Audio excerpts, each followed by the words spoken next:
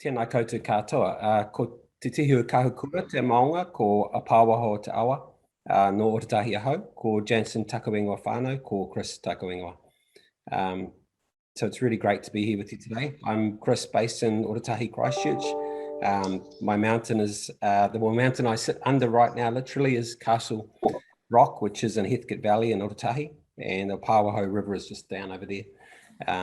I've thrown my dog outside just in case he interrupts the hui today, but it's really great to be here. And I just have to give a shout out to Dan, the weatherman. I don't know if you saw the news last night, but Dan did the whole of the weather in Te Reo Māori last night, which I was absolutely stunned by and provoked and inspired to work on my own Te Reo.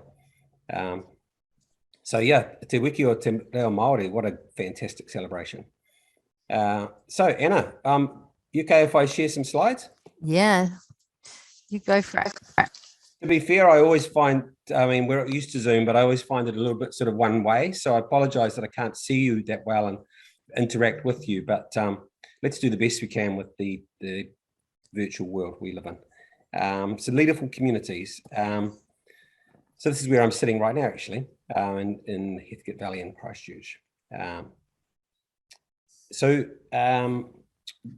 The main thing I do these days is work with Leadership Lab. Leadership Lab was an idea that we came up with about a few months after the earthquake here in Christchurch. I was at the University of Canterbury at the time, and a few of us, three of us actually said we should really try and create an easier way to collaborate so we can engage with the rebuild of Christchurch. And it was a really sort of small idea thrown on a whiteboard in a meeting, but it's turned into something really special for us.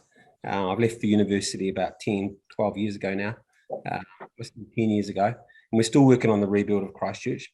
But our whānau of Leadership Lab is now growing to strangely close to about 50 people who are all self-employed together in projects across Aotearoa. There's a lot of diversity across the projects, and I'm going to talk to you about one today called Te Kakau. The thing in common across all the projects is our tikanga, which is collective responses to complex issues, which sounds a bit like a byline, but really it's what we believe. We believe the answer to all the hard stuff is in people working together, and usually the reason for the hard stuff is that communities and systems are broken. And so it's a simple, difficult logic of trying to rebuild the collaboration in communities and organizations in order to let local people heal their own places, I guess, is what we're all about. Number of whakatauki are important to us, but this one really love it. Ko tauraro, ko takuraro, ka ora ai te iwi. So with your food basket and my food basket, the people will be fed, right? So we don't believe there's any experts, but there's lots of expertise that's shared around. And if we can get together and share that, then we can probably make some progress. So yeah, Anna's asked me to talk about one story, and so I'm going to share this one. Now this is really relevant. So Te Kakau is a project that's happening down in Central Lakes area at the moment. I'll tell you a bit more about how it was started a wee while ago, but it's in the Queenstown and Wanaka, Cromwell, Te Anau area. And it's called Te Kakau because you can see there on the bottom right. Te Kakau is the center of the harakeke, the flax, and that's where we picture the leaders who kind of support the communities and businesses around them. The core issue with the program is how do we support our valuable and vulnerable leaders who would be gutted to lose from the region, right? On a Zoom call yesterday with Te Kakau, I was saddened to hear that it's the worst it's ever been for them right now. It's like a ghost town. I think they called it a desert yesterday, in terms of just no one there. And it's a big problem because it's, economically not that viable, but also mental health is a massive issue. And we're seeing lots of psychosocial damage, I guess. And so the idea of Te Kakau is to try and retain the leaders. And we're not just talking like sort of hierarchical leaders, we're talking about invisible leaders, community leaders, those hold the network of society together. How do we keep them in the game? So I'm just going to show you a quick video because the picture's worth 1,000 words.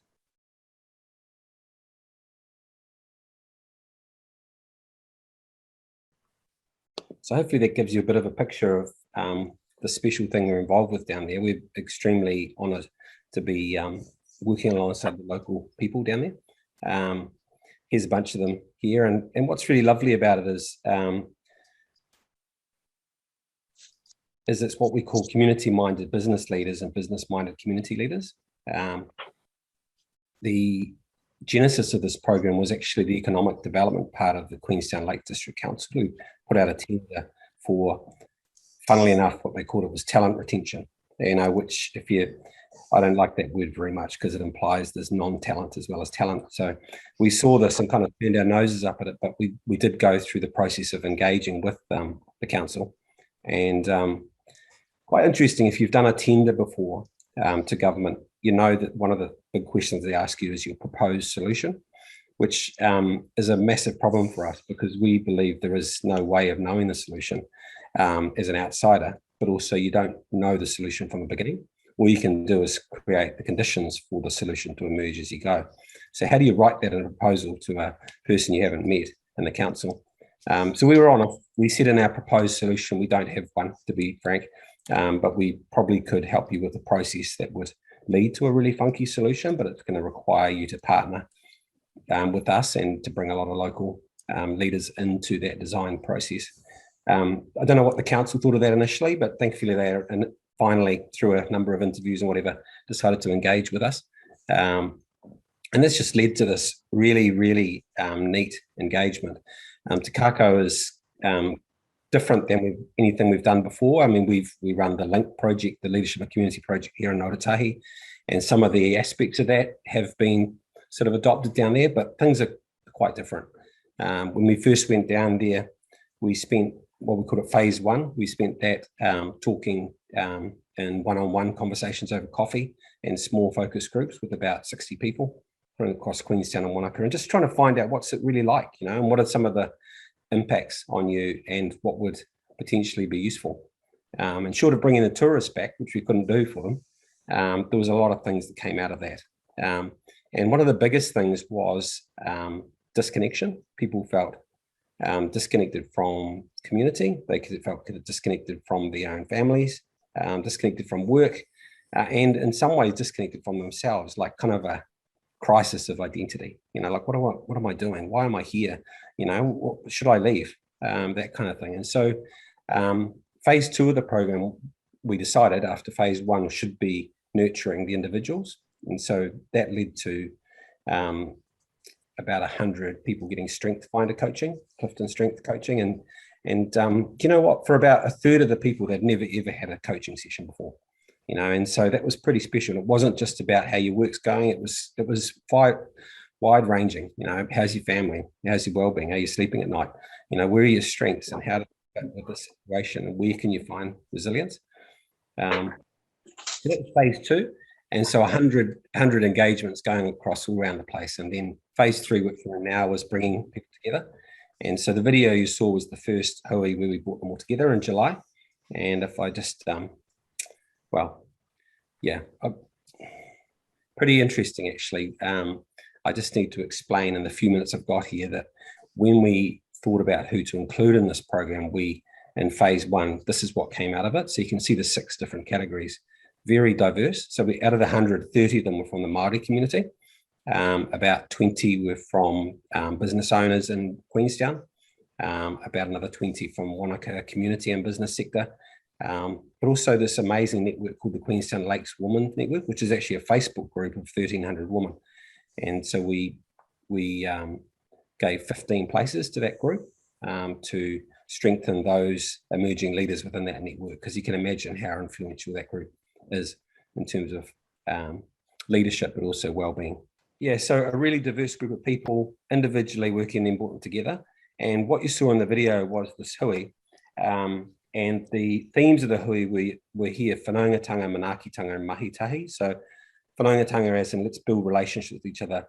And as Taika mentioned, Taika, who spoke there, he's the HR manager at Skyline Gondola, but he's also a member of the Māori community, and he's also part of the Food Bank Manatahuna initiative, so real diversity, people coming together who'd never met each other, even in small towns, Manaakitanga, caring for ourselves, but also others.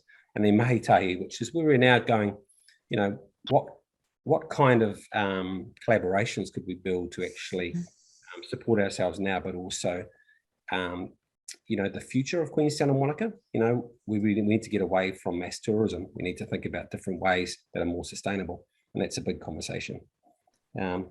Just another minute. You probably saw a picture of Rhiannon there. She's our animator. So she's amazing. She sits there on an iPad and draws as people talk. And so this is a screenshot of like a big screen at the end of the room. So Darren Reilly, who's one of the Kaumatua down there, who's part of the project, he was speaking, and in fact we had a very an hour and a half pool for it, which was really amazing. There is no marae in Queenstown, so we had to decide where to go for this, and we had this real dilemma of, shall we use Millbrook Resort, which you see we were at. Some people thought, well, you know, that's the bourgeois, let's not go there. You know, that's the rich, let's do something totally different. But Darren's view was, no, let's decolonize Millbrook, you know. And before Millbrook was a resort, it was actually a speargrass flat, which is like a source of perfume for iwi around New Zealand.